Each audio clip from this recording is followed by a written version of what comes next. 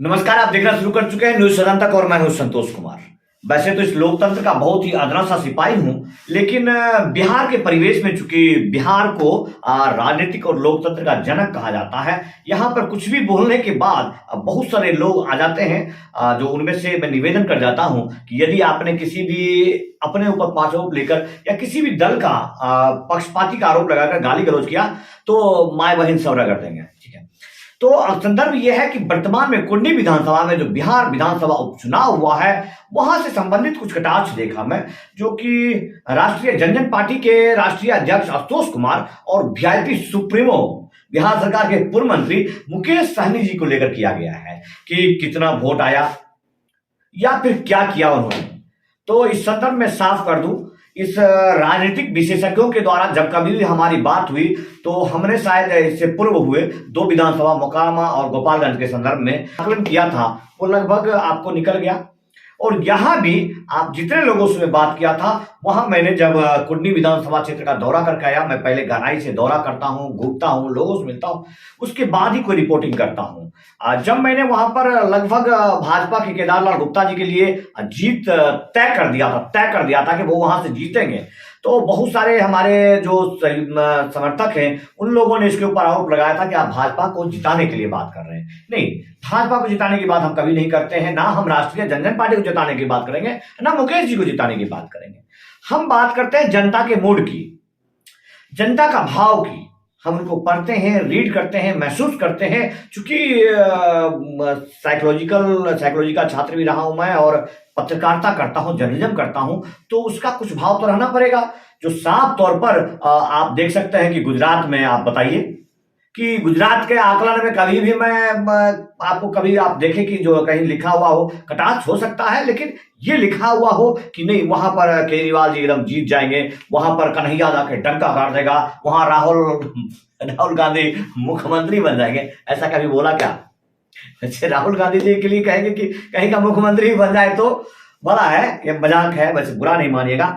लेकिन वास्तविकता यह है, राजनीतिक वास्तविकता यह है, आशुतोष कुमार या मुकेश सहनी से जो ईर्ष्या रखने वाले लोग, कुछ भी उटपटांग करने वाले लोग, खास करके भाजपा समर्थित लोग, ये कान खोलकर सुन लें कि अब आप बात नहीं करें कि आप आशुतोष कुमार के बारे में, मुकेश सहनी के बारे में, लेकिन अब आप इनके बगैर भी बात नहीं कर सकते हैं। जो जिस लेवल पे ये पहुंच गए हैं, जहां पर लोग इनको सुनते हैं, उस लेवल पर आप या ये दोनों आदमी अपने अपने जात का संपूर्ण रूप से नेतृत्व करते हैं। बिहार में भूमिहार समाज का नेतृत्व को लेकर वर्तमान में आपके पास इसके अलावा कोई विकल्प नहीं है। युवा है आपके लिए जो मुख्य मांग है वो उस मांग को लेकर के लड़ते हैं और उसका इनको पूरा क्रेडिट जाता है कि इन्होंने जो ईडब्ल्यूएस के लिए लड़ा है और आपको दिलाया है। तो आप कैसे कह सकते हैं कि कोई भाजपाई है या कोई भूमिहार है, भूमिहार भाजपाई है, वो हमेशा आप सर्वे सभा गिरिराज सिंह को मान लें, सर्वे सभा राकेश जी को मान लें, ये उचित नहीं भाई। जो नेता है तो नेता है, नेतृत्व करता है तो करता है, जिसके हजारों लोग सुनते हैं वो नेता है। तो आप ऐसे उटपटांग बात कैसे कर सकते हैं? आपके जो महागठबंधन के साथ ये मोकामा में थे, मोकामा जीते, ये बोचहा में खोचहा कर दिया आपको, तो अब यहां पर आपके साथ नहीं थे, महागठबंधन हार गया। इससे बड़ा सत्यता क्या हो सकता है? क्या हो सकता है इससे बड़ा सत्यता, बताइए।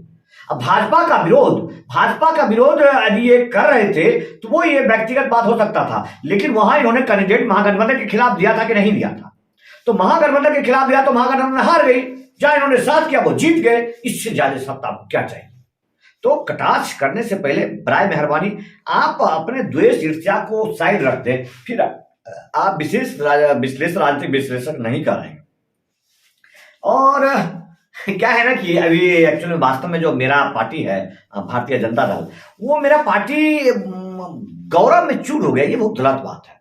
आप धनाढ़ हो सकते हैं, हर धनाढ़ आपके साथ हो सकता है, हर व्यवसायी आपके साथ हो सकता है, जो भी है, लेकिन इसका मतलब कहीं से उचित नहीं है कि जो लोग उचित में अब नेता हो गए हैं, जिनको हजारों लोग सुनते हैं, आप उनको इग्नोर कर देते हैं। कभी भी कोई भी गठबंधन बनता है तो आप कह देते हैं कि 7 पार्टी से आप जीत गए। अब 7 पार्टी से नहीं जीते, क्योंकि मैं वहां का आकलन करके आया हूं, वहां कोई भाजपा नहीं जीता है, वहां व्यक्ति एक सिर्फ केदारलाल गुप्ता जीते हैं, जिनका काम बोलता है, जिनके समर्थक है वहां पर। वो मैंने पहले रिपोर्टिंग में आपको दिखाया है। तो आपको कुछ गलतफहमी हो जाता है, तो थोड़ा सा गलतफहमी को साइड करके रखा क्या कीजिए। क्या हुआ इससे? भाजपा के केदारलाल गुप्ता जीत गए तो क्या हुआ, आप मुख्यमंत्री बना लेंगे? अरे बिहार विधानसभा उपचुनाव है, यहां अब जो लोग विधायक ढूंढेंगे वो उस जगह का विधायक ढूंढेंगे जो कि दो विधायक आमने सामने थे, पूर्व दोनों ही पूर्व विधायक थे, तो लोग उसमें देख रहे थे कंपेरिजन में कि कौन विशेष है। विशेष का मतलब है कि ताजा ताजा 500-700 वोट से उनको हराए थे, और जो उनका अगला विधायक था वो निलंबित हो गया। लोग वहां पर एक मार्गदर्शक को ढूंढ रहे थे, एक विधायक को ढूंढ रहे थे। दोनों में कंपेरिजन करके वहां के लोग कम से कम 25 गांव का दौरा करके मैंने देखा कि लोगों ने साफ तौर पर कहा कि हम, चूंकि वर्तमान में इससे पूर्व जब विधायक थे केदारलाल गुप्ता जी, तो उनका जो पब्लिक इंटरेक्शन था, डीलिंग था, मेल मिलाप था, वो बहुत बढ़िया था, गुड कंडक्ट था। और गांव में मतलब रोड अप्रोच पथ वगैरह मिला जुला के वहां पर ठीक है।